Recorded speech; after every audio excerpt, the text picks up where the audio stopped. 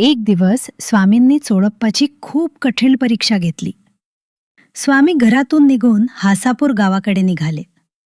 चोळप्पा नेहमीप्रमाणे सावलीसारखा त्यांच्या पाठीमागून जाऊ लागला.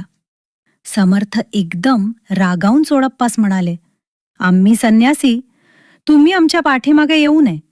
आपण आपला प्रपंच सांभाळावा."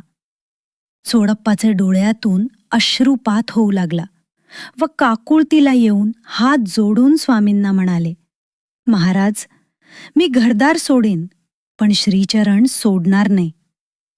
त्याची ही दृढ श्रद्धा पाहून स्वामींनी आपल्या पायातील खडावा चोळप्पाचे अंगावर फेकून त्यास त्यांची पूजा करण्यास सांगितली.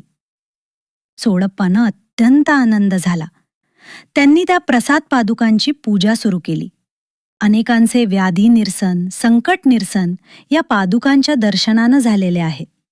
आजही ह्या पादुका चोळप्पाच्या वंशजांच्या ताब्यात असून समाधी मठात दर्शनास उपलब्ध आहेत.